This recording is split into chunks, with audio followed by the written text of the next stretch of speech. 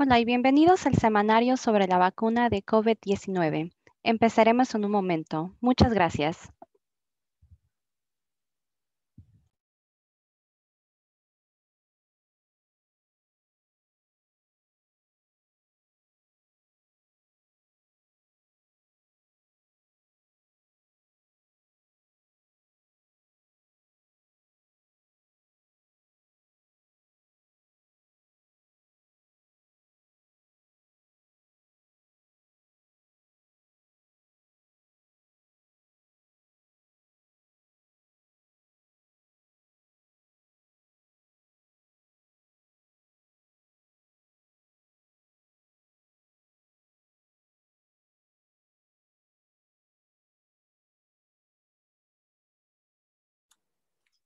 Buenas tardes, comunidad hispana. Les habla la doctora Velarde. Soy profesora asociada de la Universidad de Florida, donde soy cardióloga y estoy a cargo del entrenamiento de futuros cardiólogos y muy inmiscuida en las tareas de mi comunidad. La pandemia del COVID-19 nos ha afectado tremendamente y es para mí un placer poder ser moderador de este simposio, de este seminario. Se les agradece su participación, la que va a ser súper importante porque así podremos responder a preguntas que ustedes puedan tener sobre la vacuna, a esta enfermedad, a esta pandemia que nos afecta a todos. Ustedes ahorita están viendo la descripción de mi trabajo, pero lo importante es de que van a estar hoy día al lado de realmente profesionales que están a la vanguardia de lo que está sucediendo y van a poder contestar todas sus preguntas. Antes de empezar con el seminario, quisiera decirles que ustedes tienen la opción de hacer preguntas por intermedio de este foro y quisiera detallar las cosas que necesitan hacer. En el siguiente esquema, en el siguiente slide, les voy a poder decir las cosas que ustedes están viendo en el frente de su pantalla, por la cual ustedes podrán hacer una pregunta. ¿Cómo hacerla? Ahí ven ustedes una flecha roja que les indica que tienen que ir a lo que es el Q&A o son las preguntas y respuestas. También está la función del chat. Las otras funciones no son importantes. Estas dos son importantes para que ustedes puedan hacer sus preguntas o a través de la función del chat. Ahí podrán poner una pregunta. Nosotros trataremos de responder todas las que vemos en el chat y también responderemos las que hemos recibido por email. Es sumamente importante volver a resaltar de que esta pandemia ha afectado a la comunidad hispana de sobremanera, en una manera muy sobreestimada de lo que está afectando a otros grupos étnicos. Nosotros y los de raza negra hemos sido afectados tremendamente con índices de mortalidad de mucho tipo. Y los profesionales que van a hablar sobre este tema van a tocar puntos importantes de enfermedades crónicas, de la infección en sí y de preguntas y de temas específicos a lo de la vacuna. Así que yo pienso de que ustedes están en el sitio adecuado para poder resolver muchas de las preguntas y de las inquietudes que puedan tener.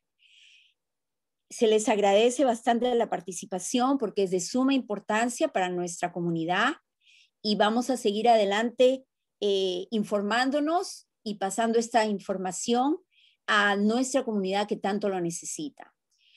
Esta pandemia ya nos lleva casi, se va para el 500,000 de habitantes que han fallecido y es una verdadera catástrofe. Así que mientras más nos informemos, mejor vamos a estar para poder enfrentarla. Y la vacuna es la herramienta ahorita principal que nosotros debemos saber y aprender y bajar los mitos respecto a la vacuna. Y yo estoy segura de que este seminario va a poder ayudar a lograr esto. Así que vamos a empezar. Quisiera ahora poderles presentar a nuestro primer speaker, el doctor Richard White, que es profesor asistente de medicina y pediatría de la Clínica Mayo, aquí en Florida, en Jacksonville.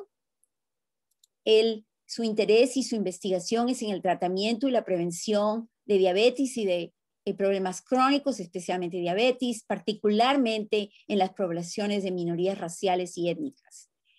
Los temas que él va a tratar brevemente para aclarar cualquier cosa tienen que ver con el manejo de estas enfermedades crónicas en el medio de esta pandemia que tanto nos ha afectado y cómo comunicarnos efectivamente para adoptar tratamientos como la vacuna para poder vencer esta pandemia.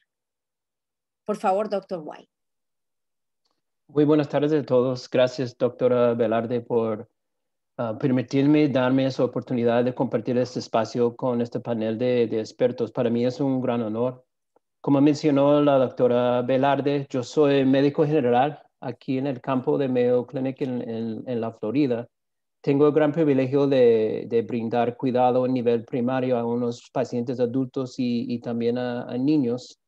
Y me gustaría empezar unos comentarios al respecto del tema de COVID-19 y también de la vacuna. Empezando con una historia de un paciente mío que hace como 3, 4 meses, yo lo vi en mi clínica, en mi oficina, después de él haber sido salido del hospital. Desafortunadamente, él contagió COVID-19 y estuvo hospitalizado y estuvo poquito enfermo. Gracias a Dios no tuvo que ir a los cuidados intensivos, pero sí requería oxígeno para poder respirar bien. Se presentó al hospital con una neumonía a respecto de haber contagiado con el COVID. Y cuando él presentó a mi clínica con su esposa, tuvimos un momento de recordar lo que hemos logrado en cuanto de su cuidado médico durante los 2 años anteriormente. Como muchos de los hispanos en nuestra comunidad, él sufre de obesidad, sufre de la presión alta, sufre de la diabetes, sufre del colesterol alto. Y sobre todo, él fumaba y fumaba mucho. Hace 2 años yo empecé a trabajar con él y animarlo. Hermano, usted tiene que dejar de fumar, y buscamos manera de hacerlo y tratamos un medicamento que después como casi 1 año de tratando de dejar este mal hábito de fumar, él logró de hacerlo. Y tuvimos un momento de reflexión en que nos dimos cuenta que muy posible si no hubiera enfocado tanto en estos 2 años antes de que contagió COVID y enfocando en el mejoramiento de su cuidado médico, es muy posible que él podría haber sufrido un peor resultado de esta infección grave. Tuvimos un momento de dar gracias a Dios y su esposa, pues claro, muy agradecida que él todavía seguía vivo. Y yo menciono esta historia de mi paciente para recordarles y animarles de la suma importancia de seguir cuidando las enfermedades subyacentes, porque hemos visto, desafortunadamente, como mencionó la doctora Velarde, esta pandemia ha impactado desproporcionadamente la comunidad hispana. Uno de los factores de riesgo que hemos visto, que cuando la gente se presente con la infección COVID y también tiene unas enfermedades subyacentes, la tasa de mortalidad, la tasa de hospitalización va creciendo cuando la gente se presenta con 1, 2, 3 enfermedades subyacentes. Entonces yo quiero animarles que no se olviden cuando estamos navegando esta pandemia de la importancia de seguir cuidando las enfermedades crónicas. Sabemos que la tasa de la diabetes, de la presión alta, está más en nuestra comunidad hispana, igual en la raza negra. Entonces, bien importante que no dejamos de cuidar, no dejamos de de tomar las medicinas, no dejamos de pensar en cómo podemos seguir enfocándonos en la gestión de nuestras enfermedades. Cuando hacemos esto, podemos asegurar que aún hemos visto que las citas han sido canceladas y a veces ha sido más difícil de conseguir el cuidado médico.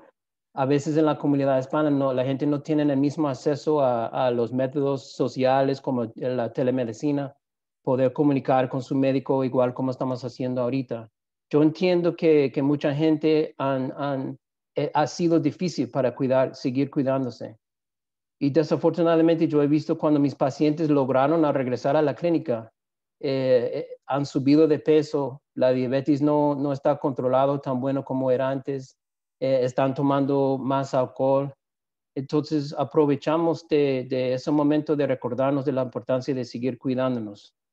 Otra cosa que es muy importante para mí y quiero recordarles y animarles que cuando estamos pensando en la navegación de esta pandemia y sobre todo cuando tenemos preguntas sobre la vacuna contra el COVID, no olviden que tenemos derecho de comunicarnos bien con el equipo médico. A veces los profesionales, los hospitales, los doctores, cuando estamos comunicando sobre temas de la medicina, usamos palabras, usamos términos que son bien complicados.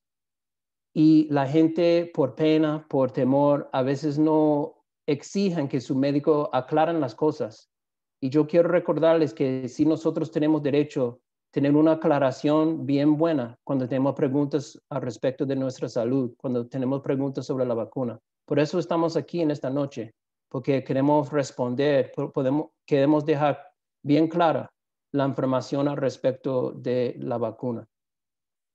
Yo quiero terminar mis comentarios recordándoles de 3 cosas que yo como médico de nivel atención primaria digo a mis pacientes muchas veces, 3 cosas que deben siempre preguntar cuando van a su médico. Uno es, ¿cuál es mi problema principal? Es importante entender el por qué estamos siendo atendidos por nuestro equipo médico. La segunda pregunta es, ¿qué tengo que hacer? Cuando estamos tratando una enfermedad crónica como la diabetes, ¿cuál es la cosa más importante que uno tiene que hacer? Y la tercera cosa es, ¿por qué es importante hacer esto? Si usted va a su hospital, a clínica o cualquier otra forma de atención y usted tal vez no maneja bien el inglés o se sienta incómodo o incómoda hablando el inglés, no tenga miedo de exigir un intérprete, una traductora. Es un derecho de poder entender y recibir la información en una forma en que uno lo puede recibirlo, entenderlo y aplicarlo para poder tomar unas decisiones al respecto de su salud. Voy a terminar mis comentarios ahí. No sé cuánto más tiempo tengo, pero con mucho gusto estoy mirando adelante para contestar a sus preguntas y una vez más, bienvenidas y gracias por la invitación a estar aquí.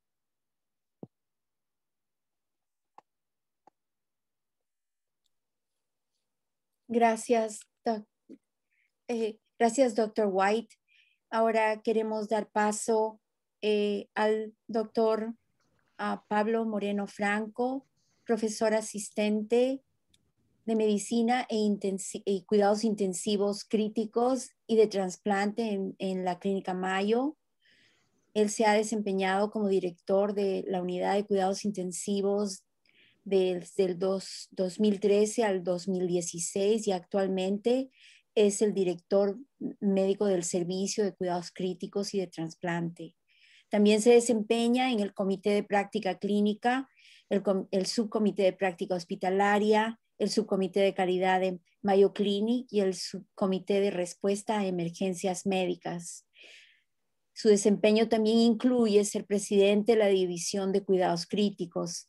Esto lo pone a él como una persona que está en la vanguardia de lo que está pasando con nuestros pacientes de COVID.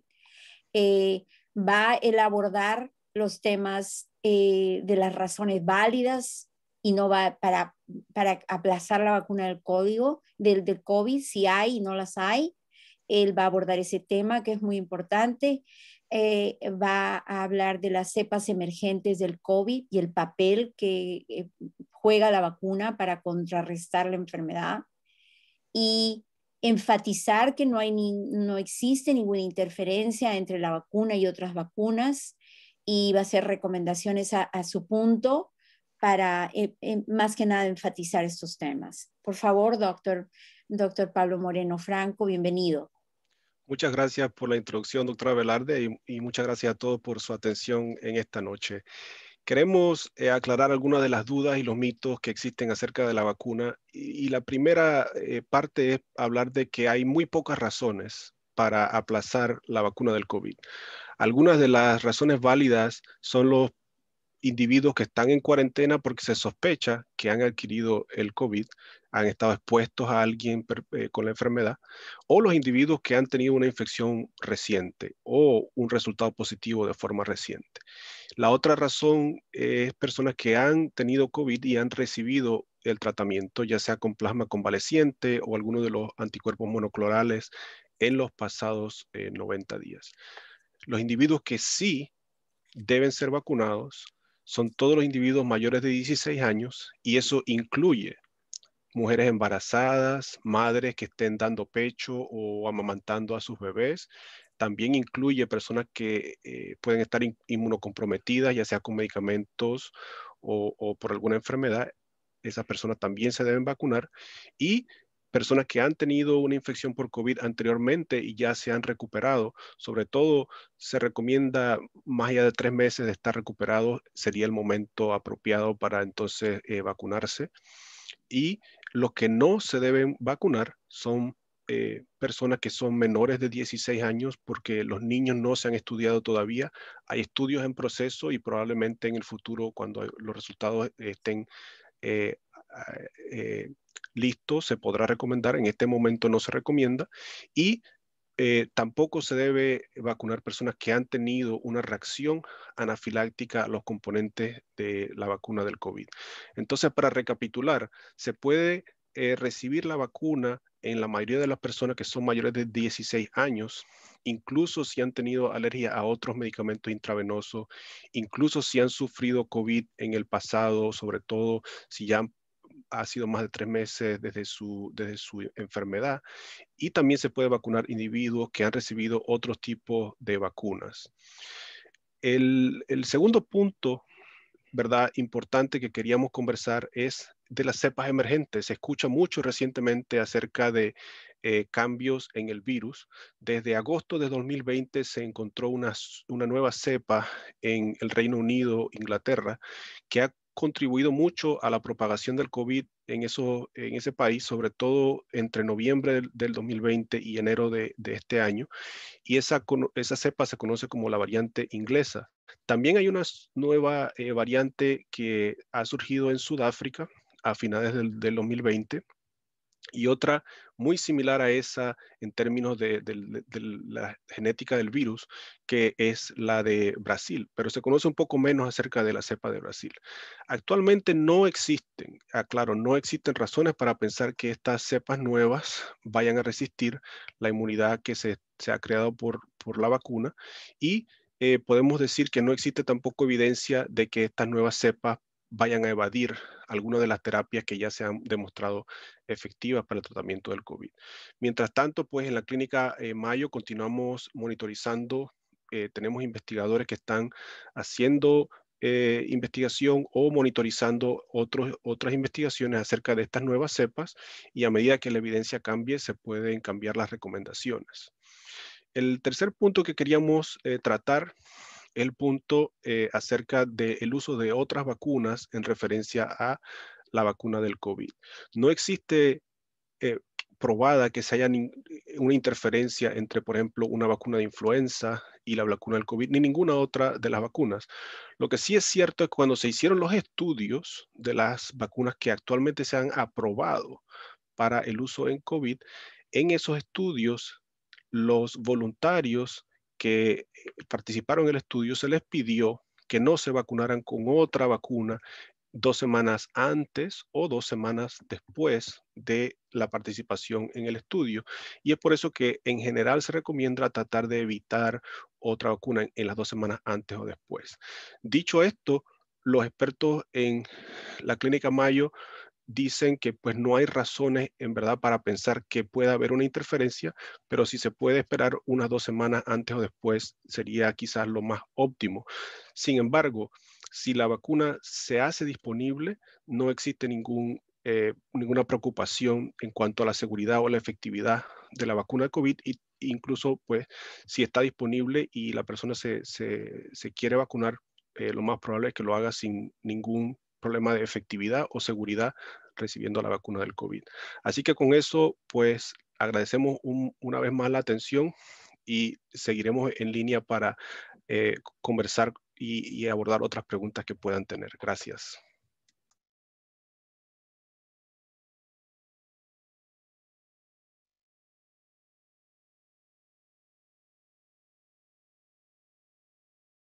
Siguiendo con nuestro programa, pero ante todo, gracias, doctor Moreno Franco. Pienso que no me escucharon porque estaba yo muted. Ahora quisiera darle paso a Lidia Vélez, que es enfermera con maestría en la preparación de enfermería y certificada como enfermera de trasplantes. Trabaja como enfermera administradora de casos en Mayo Clinic en Phoenix. Lidia es la presidenta electa de la Asociación Nacional de Enfermeras Hispanas en Phoenix y es miembro del Instituto de Enfermeras de Trasplante y Asociación de Enfermeras de Arizona. Ella va a abordar el tema de la continuación de riesgo del COVID-19 en la comunidad hispana, la transparencia en los cuidados de pacientes infectados con COVID-19 y sus familias. Un tema muy importante porque para nosotros los hispanos la familia es el núcleo importantísimo y le damos paso a Lidia. Gracias, Lidia, por estar acá. Muchísimas gracias a todos ustedes. Primero quiero compartir con ustedes la importancia de que estén aquí con nosotros y tomar el interés de informarse en lo que es la vacuna del COVID y su impacto que tiene en nuestra comunidad. Hablar de la vacuna es importante ver los datos que estamos viendo ahora. Es decir, datos como los que nos ha dado el Departamento de Salud de Arizona y el Centro de Control de Enfermedades, o el CDC, que nos continúan diariamente en reportar. Desde el 22 de enero de este año, en el condado de Maricopa, que es aquí en Arizona, hay 479,978 casos del COVID. Y de esas hay 7,689 muertos. Cuando miramos a todo el país, los Estados Unidos, vemos que hay 26,277,125 personas que han adquirido la enfermedad del COVID. Y de estos 26 millones, hay solamente 33,9 mil personas que han recibido la vacuna del COVID. Esos números también nos dan a entender que igual tenemos una responsabilidad como trabajadores en el realmo de la salud, que hay que informar, proteger y asistir a nuestra comunidad para vacunarse y entender lo que es la vacuna para todos. Mirando, disculpen.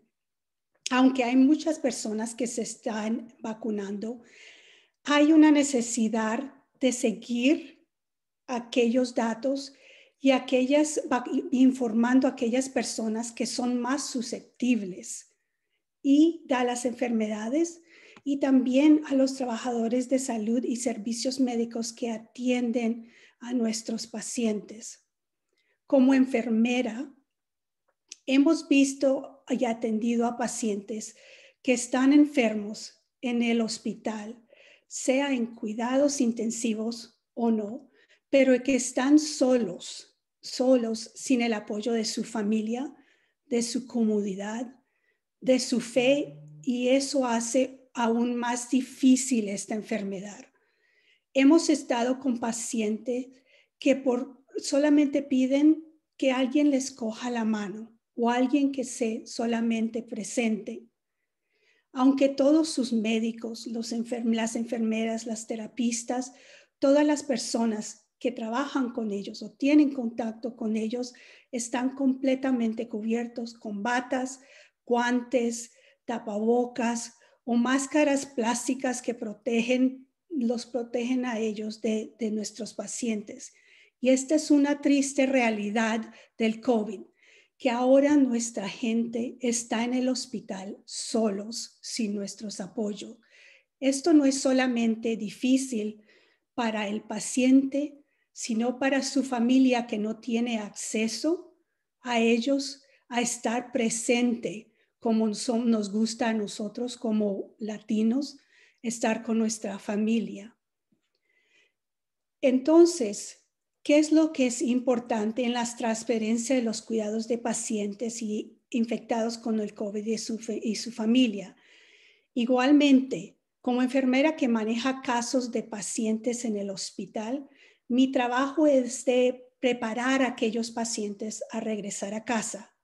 Esto es algo que requiere tiempo y esfuerzo para los pacientes que tienen el COVID, porque requieren a veces oxígeno, medicinas que pueden a veces ser costosas o también servicios al hogar.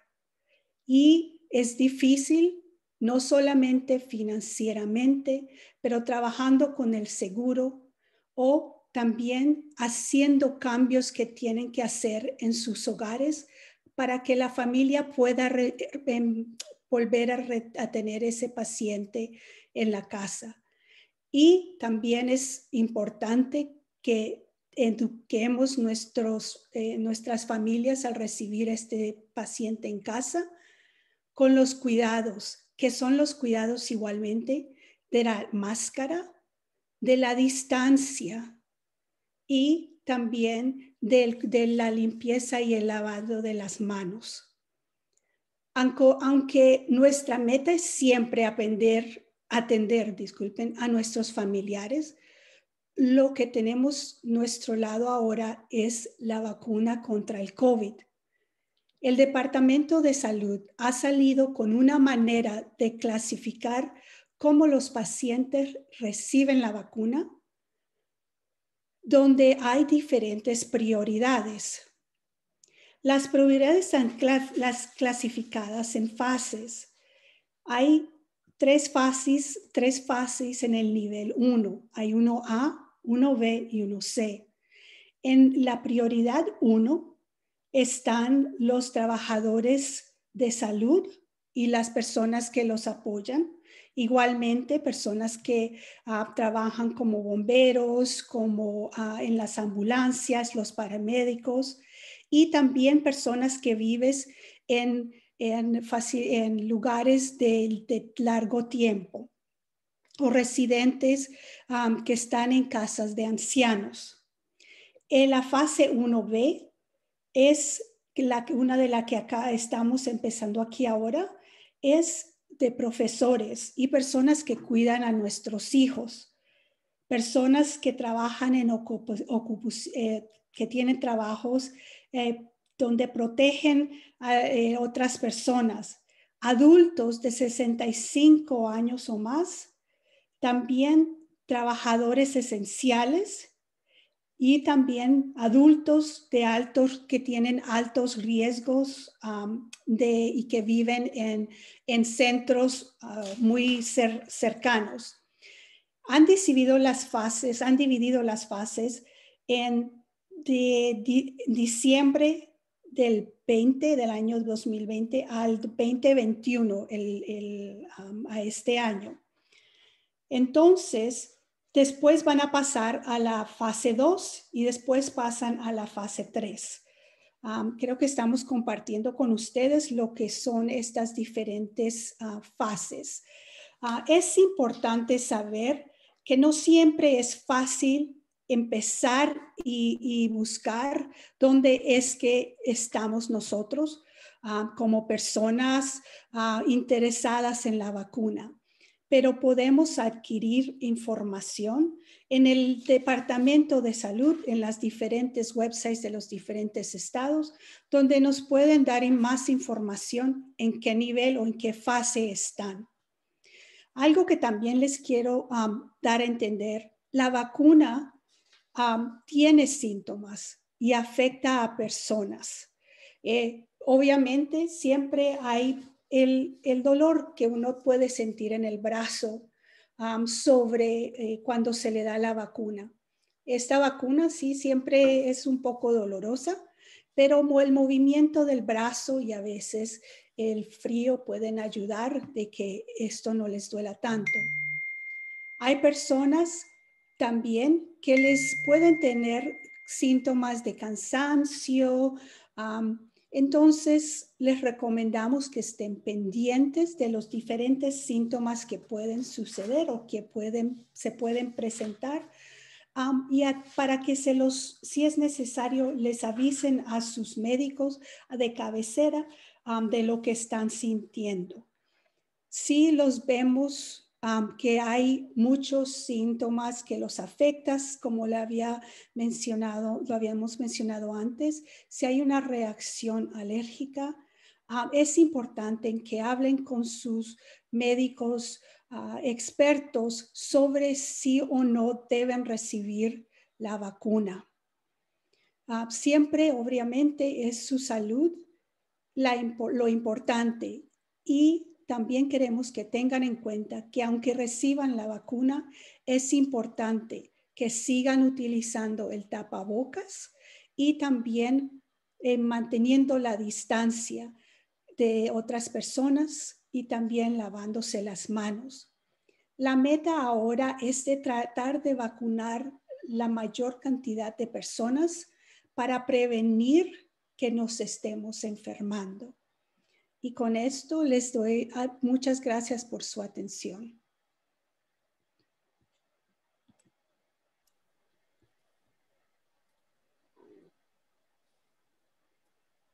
Muchas gracias por esa presentación. Ahora vamos a dar paso al doctor Juan Gea Banacloche, profesor de medicina y médico de enfermedades infecciosas con experiencia en inmunología y con pacientes inmunocomprometidos. El doctor Gea Banacloche fue parte del Comité de Prevención del FDA, o sea, de la Agencia Reguladora de Alimentos y Medicamentos de los Estados Unidos, que recomendó la autorización del uso de emergencia de la vacuna de Pfizer sobre COVID-19. O sea que tenemos a un experto nuevamente a la vanguardia de decisiones que afectan y que son favorables para el tratamiento de esta pandemia. Los temas que él va a tratar son la transparencia sobre el proceso de evaluación, cómo se ha llevado esta evaluación de la vacuna, a qué cosas determinaron que esto se autorice, cuál es la diferencia entre una autorización y una aprobación, y la eficacia y la toxicidad sobre las vacunas del mRNA que han sido autorizadas. Sin más pérdida de tiempo, le doy el paso al doctor Banacloche. Muchas gracias por estar aquí. Muchas gracias, doctor Velarde. Gracias por darme la oportunidad de hablarles hoy sobre las vacunas que tenemos contra el COVID. Creo que lo más importante que tengo que decirles es que el proceso de desarrollo y autorización de las vacunas ha sido extremadamente transparente, tan transparente como pueda ser. Los datos de las vacunas desde sus primeros usos en modelos animales, los estudios de fase 1, los estudios de fase 2, todos los datos están publicados en revistas que están accesibles por todos. Las actas de las reuniones de la FDA están disponibles para el público, todo el mundo las puede leer.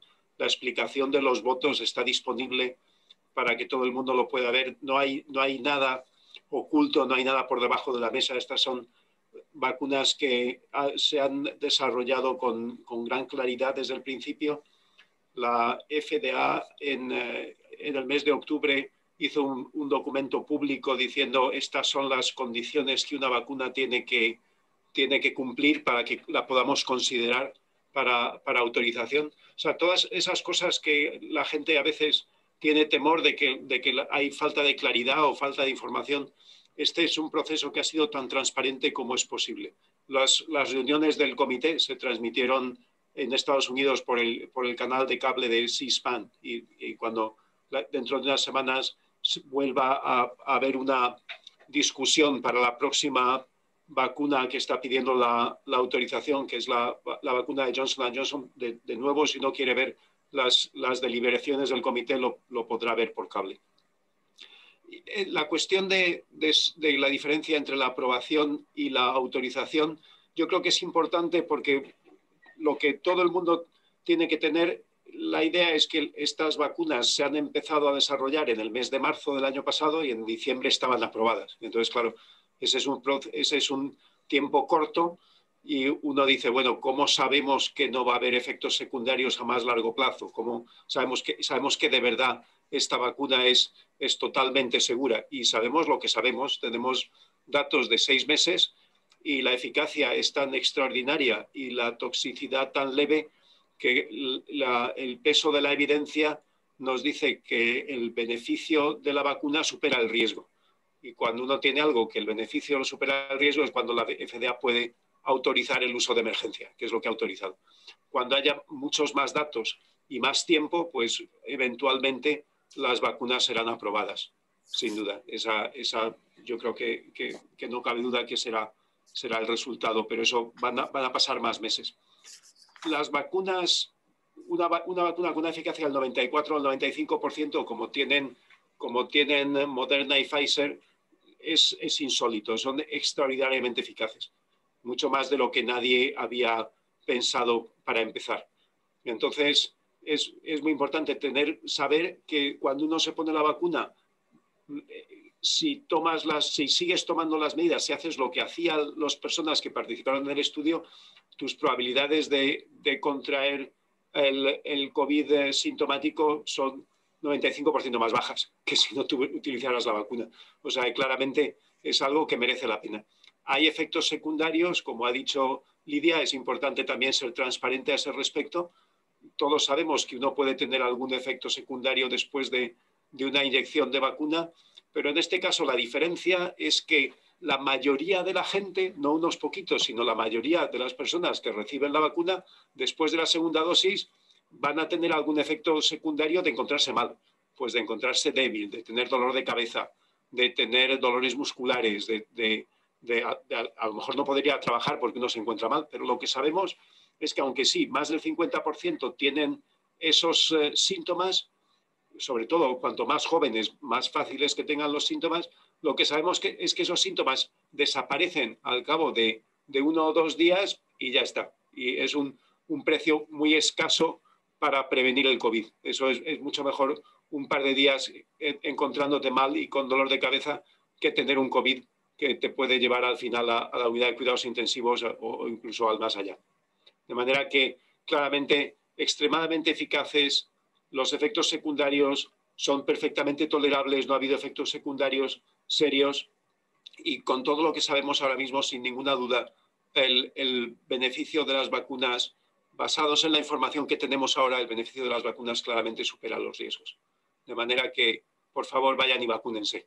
Ese es el mensaje fundamental de este seminario.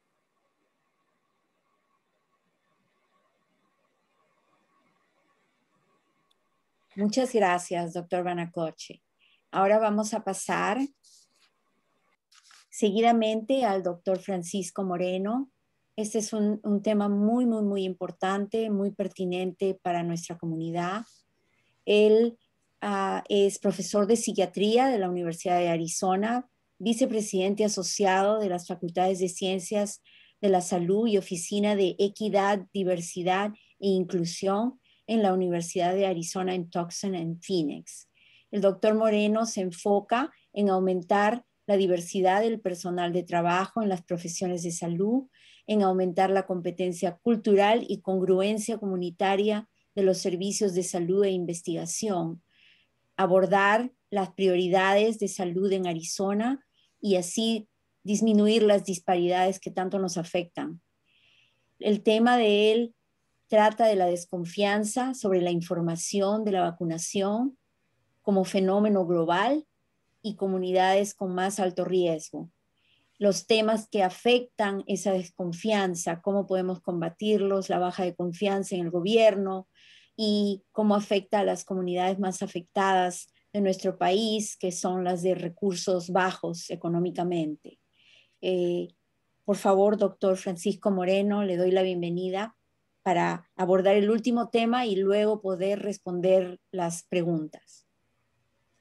Muy buenas tardes, doctora Velarde. Muchas gracias por su introducción y bienvenidos a todas las personas que nos acompañan aquí el día de hoy.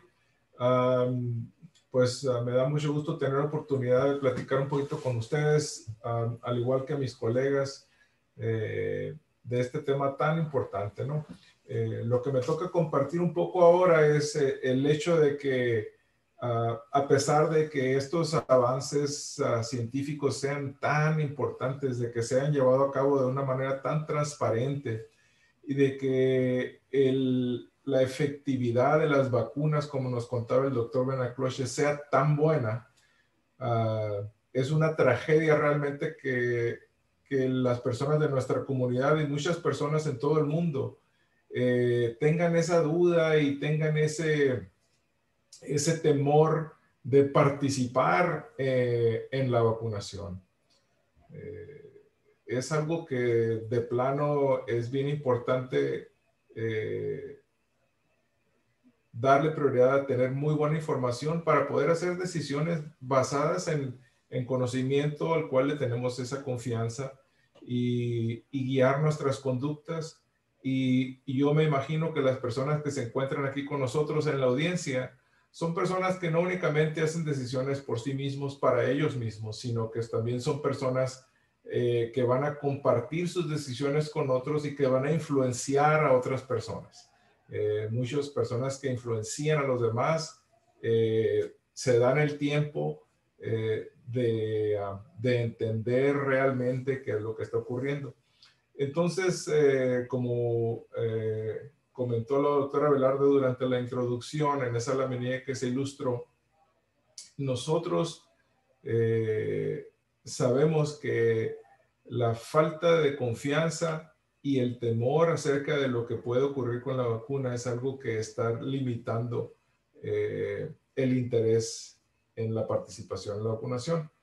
Ahora, ha habido tan pocas vacunas disponibles, la velocidad a la cual ha estado siendo posible vacunarse y la dificultad que tiene la gente para vacunarse, complica esto un poquito más. Porque si uno tenía dudas de que a lo mejor me la pongo, a lo mejor no, y luego cuando intenta ponérsela no puede ponerse en la computadora, o tiene que esperar mucho tiempo, o no hay flexibilidad en el horario, eso es otra variable que complica un poco más la capacidad de inmunizar a la comunidad hispana y a otras comunidades en nuestro país y en otros países también. Una de las cosas que comentaba es que muchas veces los más necesitados son las personas que menos confianza tienen en este proceso. Y eso es de entenderse porque muchas veces miembros de grupos étnicos, gente que no tiene documentos, gente que no tiene acceso a ciertos centros de salud académicos o centros de salud en los cuales se lleva a cabo investigación, pues no tienen esa confianza y no se sienten ellos parte de esa comunidad que participa en investigación o que adoptan tempranamente los avances médicos y los avances científicos. Entonces, aquí lo que queremos hacer el día de hoy es enfatizar ese claro mensaje que han comentado varios de nuestros colegas. Es muy importante vacunar. Los riesgos son mínimos, extremadamente raros. Hay muchísimas más cosas que nos dan mucho más riesgo que esta vacunación y sabemos qué tan trágico y devastador ha sido el costo del coronavirus en la comunidad hispana. Nosotros vivimos aquí en Arizona. Los condados que han sido más afectados son dos condados fronterizos en la frontera con México, donde la población hispana es en porcentajes muy altos, y dentro de las comunidades de las ciudades más grandes aquí también como habíamos comentado, los números y las infecciones que afectan a nuestra comunidad pues es una cosa pues de dar mucho miedo. Así que vamos a tenerle miedo a la enfermedad, no a las curas. Vamos a ser claros en el hecho de que estamos trabajando juntos para educarnos y para compartir esta información. Así que esperamos recibir sus preguntas, atenderlas bien y que esa claridad les ayude a compartir su conocimiento con las demás gentes de la comunidad. Muchas gracias. Muchas gracias, doctor Moreno. Ha sido, pienso que la audiencia, los que nos están atendiendo, están recibiendo un mensaje claro y conciso de cada uno de ustedes. El mensaje es sumamente importante. Y ahora, pasando a las preguntas, les voy a decir que tenemos algunas bastante interesantes. Algunas, gracias al doctor Pablo Moreno, ha estado bastante ocupado respondiendo estas preguntas, se le agradece. Algunas de ellas yo creo que vale la pena recordarlas, repetirlas. Voy a empezar con una que dice, ¿cuáles son los componentes de la vacuna que pueden generar reacción anafiláctica? ¿Cómo lo sé? El doctor Moreno ha contestado, él puede resumir su respuesta. Doctor Moreno, ¿usted la puede resumir? Sí, cómo no. Para la persona que la preguntó. Sí, con mucho gusto. Las reacciones específicas que una persona haya tenido, sobre todo al polietilenglicol como componente, sería el único componente en específico que se puede decir que en el cual no se recomienda ponerse la vacuna. Así que el polietilenglicol. Lo otro, pues, que sí es cierto es que si una persona se pone la primera dosis y llega a tener una reacción, entonces ya sería bueno consultar con su médico o un alergólogo en tal caso. Pero de forma general, lo que son alergias ambientales o alergias a otros medicamentos no constituyen contraindicaciones para la vacuna del COVID. Ok, perfecto. Ahora viene una vacuna. Una pregunta. Si ya tuviste COVID, ¿cuánto tiempo puedes esperar para ponerte la vacuna? Viene de Lorena Peinado. Para cualquiera de nuestros panelistas. Sí, yo creo que la respuesta a eso va evolucionando.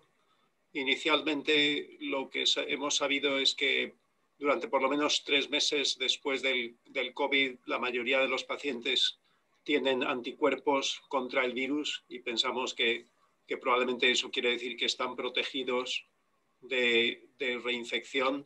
Nuevos datos sugieren que los anticuerpos duran incluso más, pero yo creo que ahora mismo, a día de hoy, la respuesta es que por lo menos 3 meses puedes esperar y todavía seguramente tienes protección.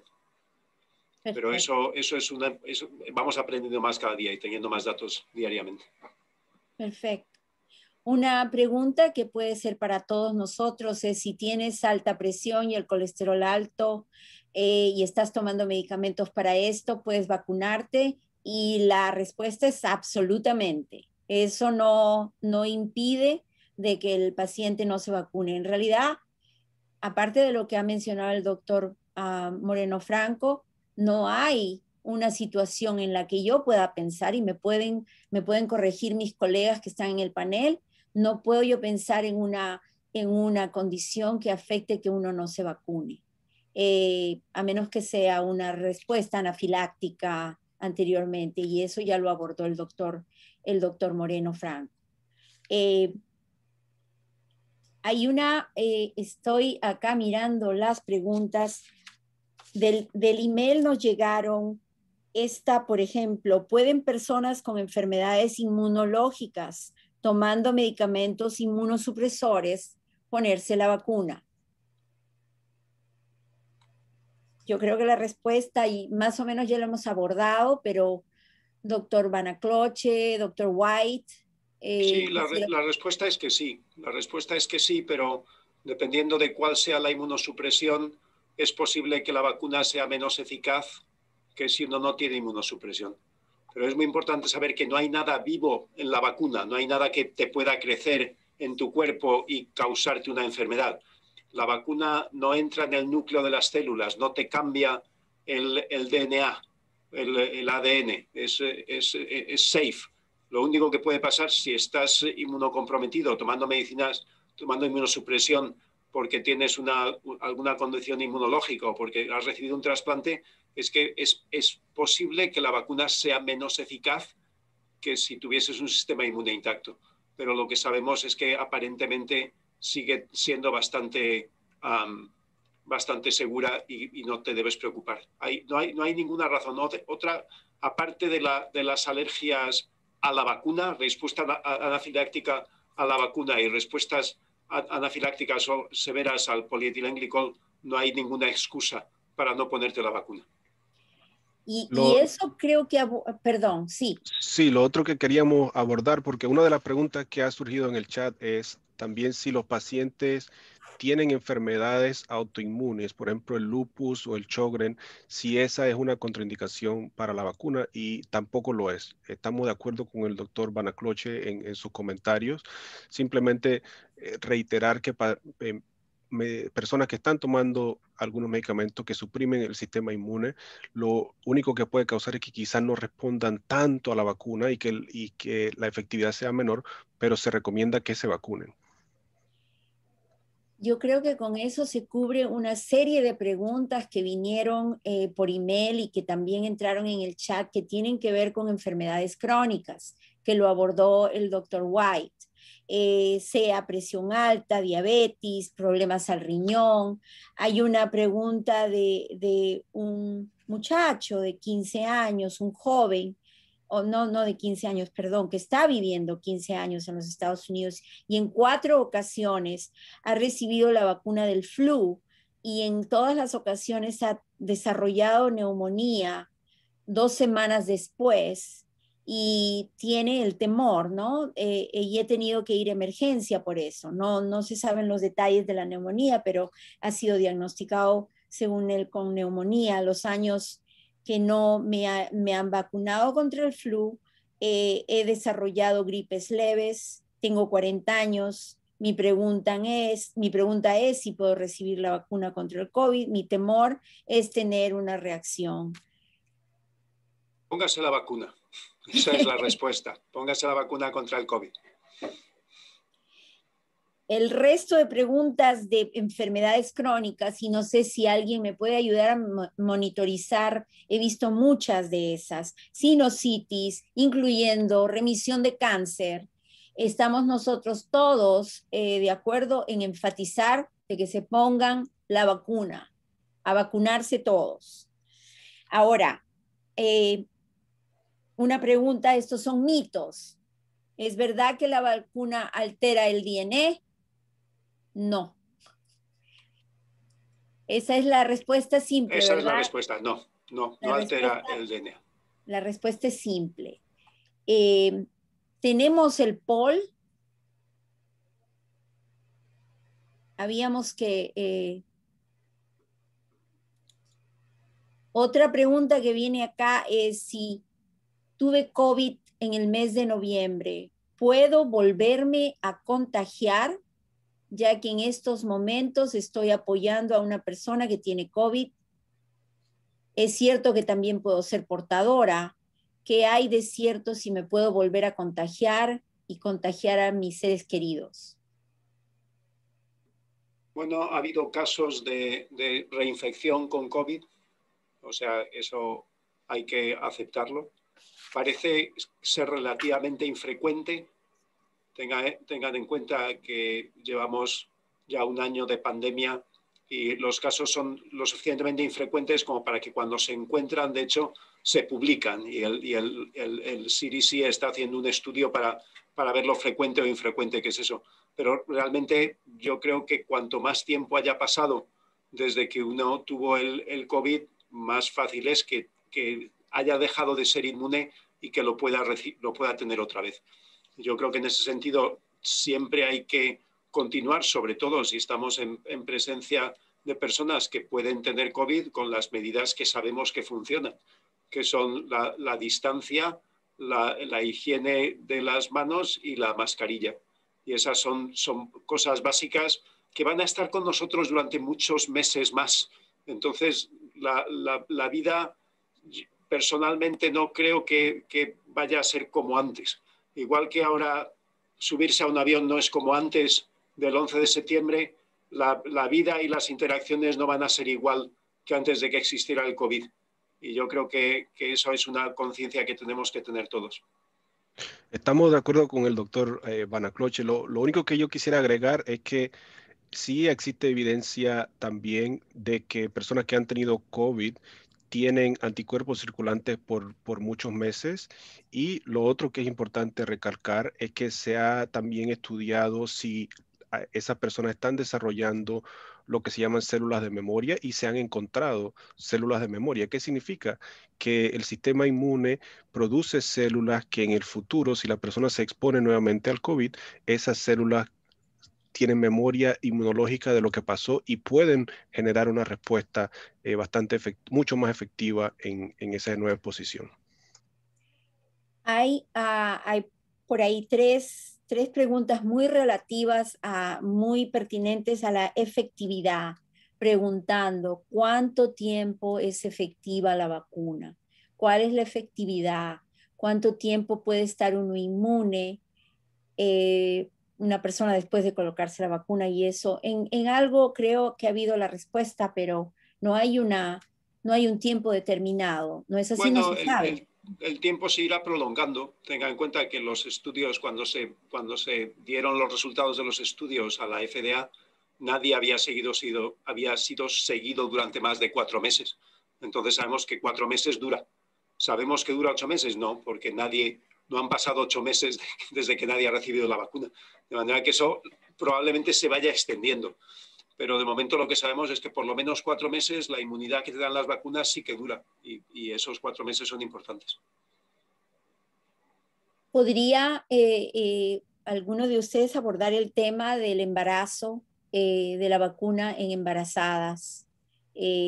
Hay también bastante confusión en la comunidad hispana y no solamente en la hispana, en general, de no vacunarse cuando la persona está embarazada, o en el primer trimestre, el segundo, tercero. Bueno, yo creo que eso es importante para la comunidad, saber que las personas que estaban embarazadas no fueron incluidas en los estudios. O sea, estar embarazada era una razón para no participar en el estudio, de manera que los datos que tenemos sobre mujeres embarazadas son escasos, y por eso puede haber confusión, porque un médico u otro puede darte una opinión diferente, y damos opiniones diferentes cuando no tenemos datos. Si tenemos datos, los datos mandan, pero si no tenemos datos, pues la gente, hombre, no tenemos datos, pero lo que sabemos es que en esos estudios que han incluido en total 70.000 personas hubo muchos embarazos, muchos embarazos también en los grupos que recibieron vacunas, y no pasó nada. Entonces, basado en esa experiencia, que no es más que experiencia anecdótica, no es un estudio bien hecho, pues no parece que la vacuna haya causado problemas en los embarazos, y entonces la recomendación, como sí que sabemos que el COVID puede ser muy malo en el embarazo, pues nos parece que el beneficio de vacunarse supera el riesgo. Pero no es como para la población general, que tenemos datos muy fehacientes y muy sólidos de que naturalmente hay que vacunarse. Y con respecto a la cosa que mencionó de la comunidad, es importante para la comunidad hispana saber que estaba perfectamente representada en los estudios. Un 25% de los participantes en los estudios se identificaron como hispanos o latinos, que es más o menos la proporción. Más en la Moderna, ¿verdad? ¿O en la de alrededor del 25% en los dos. Muy alta representación, de manera que uno no debe pensar, no, esos resultados no se me aplican. No, los resultados se le aplican a usted. detecto por el tipo de preguntas que hay dos temas que más preocupan a la población hispana. Uno es esto de los mitos, me va a hacer daño, cuál va a ser mi reacción, soy la persona adecuada, tengo problemas para recibir la vacuna. El otro es preocupación de la elegibilidad. Si no tengo seguro, ¿puedo ser vacunado? Y la respuesta es sí. Los pacientes que no tienen seguro pueden ser vacunados porque el programa de vacuna es federally funded, está dado por gastos federales y no debe de incurrir costo al paciente. Esa es mi información. ¿Alguien en el panel quiere añadir algo? Y, sobre el costo, no hay costo, tienes razón. A veces lo que confunde un poco a las personas es que cuando la gente se está inscribiendo para la vacuna, se pide información sobre el seguro. Pero eso no quiere decir que es requerido de que tengan ese seguro. Pero esa confusión viene de las preguntas que están haciendo para inscribirse en la vacuna. Pero igualmente tienes razón, no hay necesidad de tenerlo. Y todas las personas se pueden vacunar. Perdón, doctor Francisco Moreno, usted tenía un comentario. Sí, yo creo que Alida cubrió el comentario que iba a hacer, pero de todos modos una invitación para la audiencia que ellos repitan esta información de que el gobierno federal está preocupado que la gente que no tiene dinero o seguro no se vaya a inmunizar y que no vayamos a lograr un buen porcentaje de la población que participe colectivamente para tener esta inmunidad, ¿no? Entonces, eso es una prioridad bien importante, que todos nos podamos vacunar sin obstáculos. Entonces, el hecho de que lo haya dado el fondo del gobierno federal estuvo explícitamente aprobado que no iba a haber costo asociado con esto, ni iba a haber cargos asociados con los varios tipos de seguro, porque hay tipos de seguro en los cuales la persona tiene que pagarlo de cierta manera o le va en contra de su protección anual o cosas por el estilo. Nada que ver con seguro, nada que ver con costo. Es algo que fue prioridad del gobierno, es algo que estuvo muy bien planeado y es algo que tenemos que repetir muchos para que sepa la gente, no nomás que no te cuesta, pero esto es por la razón por la que no te cuesta, porque es intencional que tenemos que todos cubrir. Y ligada a esa pregunta va, y como dije, son elegibilidad, temores de elegibilidad, es si ellos son vacunados y están preocupados de dar datos y de que esos datos y esa información personal pueda ponerlos a riesgo si es que no tienen documentación. Entonces, es importante recalcar que ese tipo de información no se va a pedir, no le deben de pedir. La información es solamente de reacción, de nombre, solamente casos, nombre, dirección, alergias, historia médica, pero nada legal de documentación de estadía en los Estados Unidos. ¿Es correcto?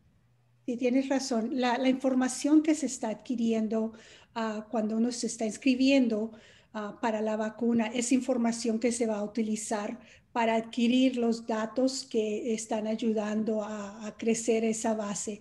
¿Quién se está vacunando? ¿Cuál es su edad? Si son hispanos, latinos, si somos blancos, negros, lo que sea. Es información que nos ayuda a adquirir los datos necesarios para ver cómo estamos vacunando a la gente y las reacciones que han tenido o que no han tenido. Es un dato más y me imagino el doctor Benacloche quizás puede hablar más sobre los datos cómo se están utilizando, pero es para eso es que se usan. Sí, no, esa es la información que tengo, no tengo nada que añadir. La información que necesitamos es, si uno quiere participar en un estudio para comunicar los efectos secundarios, cosas por el estilo, pero nada que ver con inmigración y búsqueda de ilegales. Preguntas rápidas que voy a responderlas si alguien quiere añadir la vacuna nos protegerá de una mutación del virus. La vacuna no necesariamente protege, pero realmente sí protege, pero no se sabe el tipo de efectividad que va a tener contra una mutación futura, pero parece que sí hay bastante protección por lo que se comentó. No hace daño, más bien sí protege, pero no se sabe si va a proteger tanto como a la inicial. ¿Es correcto esto, doctor Vanna-Croce?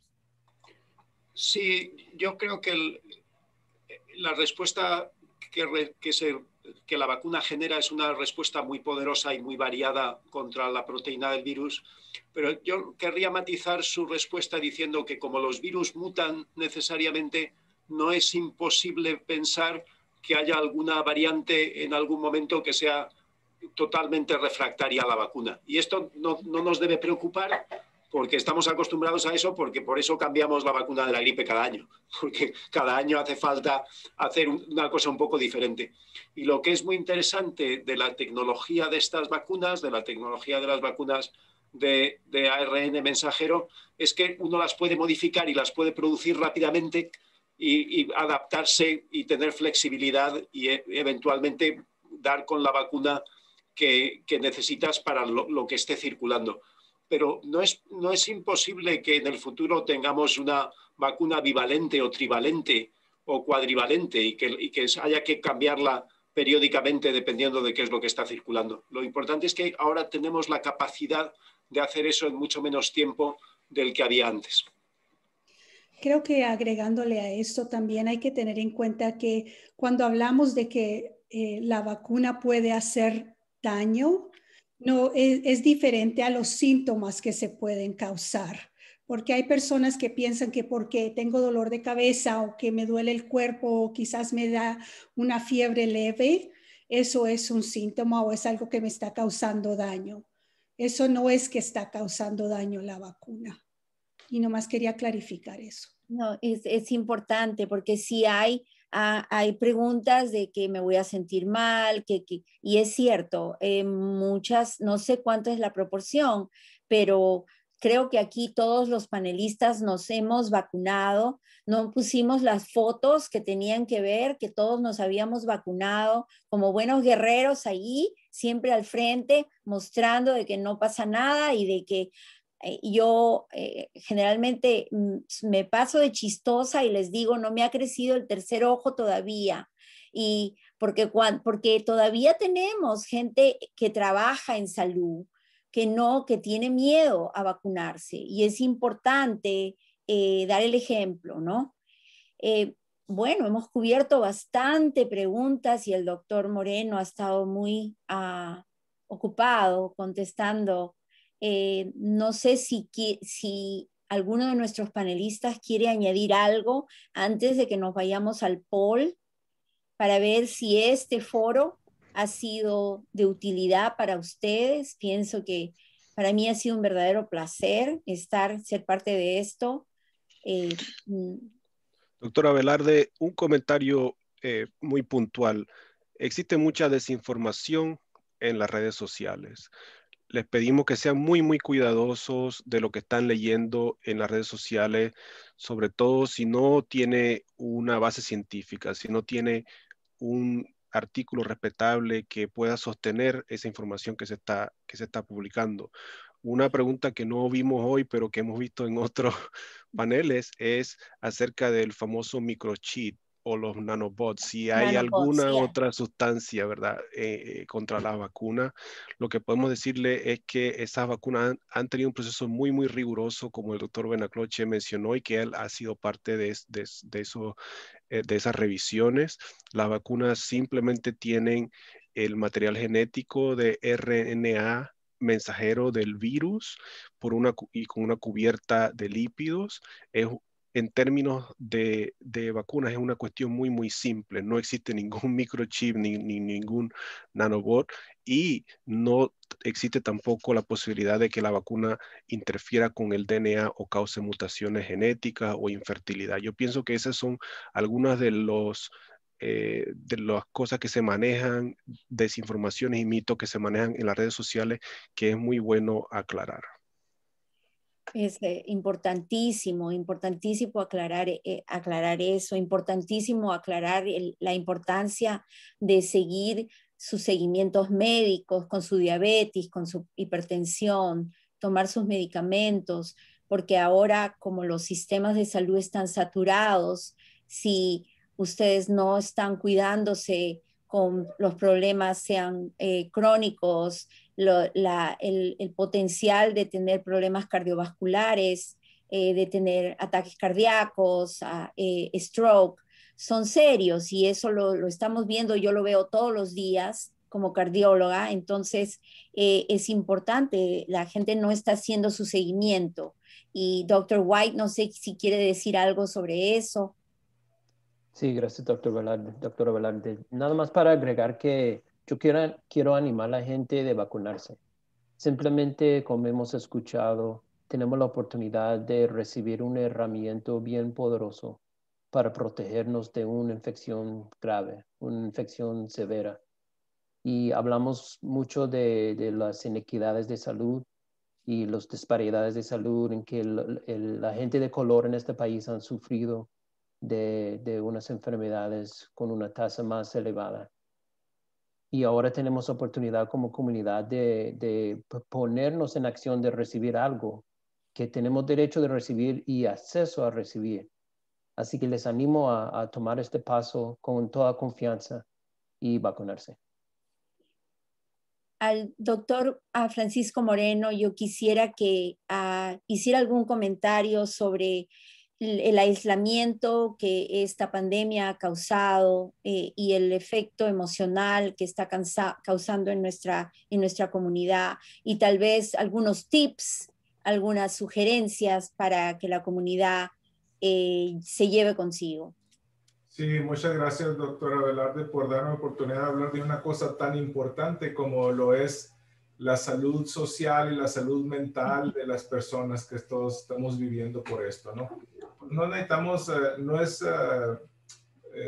sorpresa para nadie oír que ha sido un periodo muy estresante, un periodo de bastante tensión en muchas de las familias. Nosotros vemos muy claramente, por ejemplo, los padres con hijos de edad escolar, qué tan difícil puede ser para ellos funcionar, trabajar y estar teniendo los hijos en la casa, las frustraciones que resultan por no poder ayudarlos muchas veces, o no poder atender a los otros trabajos que tenemos nosotros, sean de la casa o sean de otro tipo. En nuestra comunidad, los hispanos también, nosotros hemos estado un poco distantes de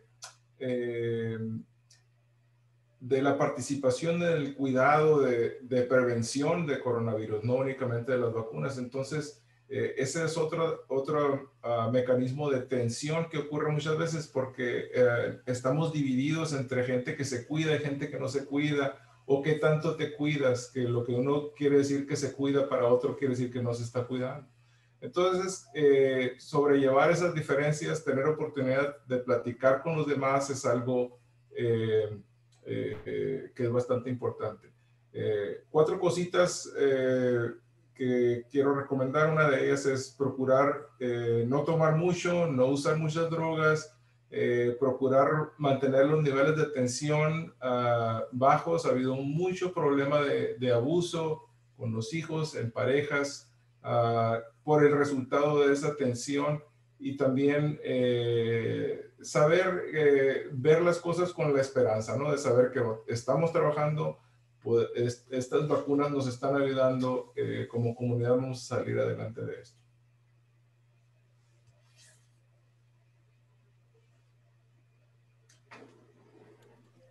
Perfecto, yo creo que podemos seguir con el poll y de ahí dar por concluido nuestro foro. Ha sido un placer, espero de que ustedes hayan encontrado en este foro las respuestas a sus preguntas. Ahora van a tener un poll que que está apareciendo. Es un cuestionario.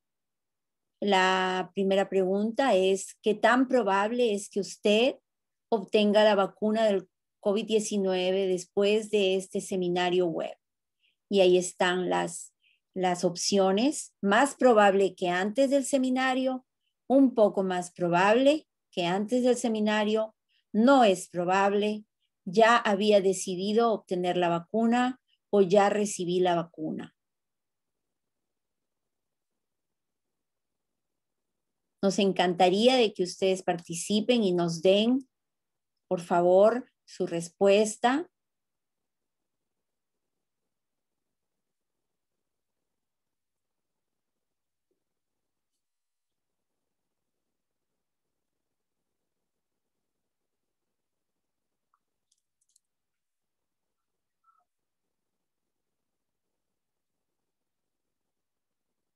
Al saber la respuesta de ustedes, es importante para nosotros poder crear programas que sean efectivos y que respondan sus inquietudes respecto a esta pandemia que nos azota.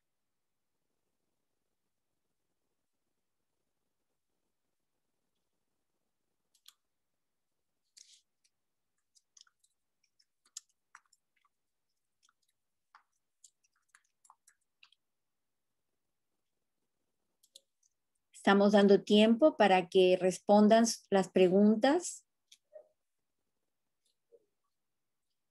Y ahí la tienen. Más probable que antes del seminario, un poco más probable, no es probable, ese número está bajo. Ya había decidido obtener la vacuna, o sea, 36% han decidido. Nosotros espero hayamos reforzado eso, o ya recibí la vacuna. O sea que estamos en más o menos 30, 50, 60% de gas, no, sí, 60%, 58% que ya habían decidido obtenerla o la han recibido, y solamente el 6% que no es probable. Bueno, muchas gracias. Yo pienso que hemos movido el barómetro un poquito, hemos movido el needle. Así que se les agradece a todos los participantes que han podido unirse a este grupo de profesionales talentosos, de los cuales todos los hispanos debemos estar orgullosos. Muchas gracias y buenas noches. Gracias.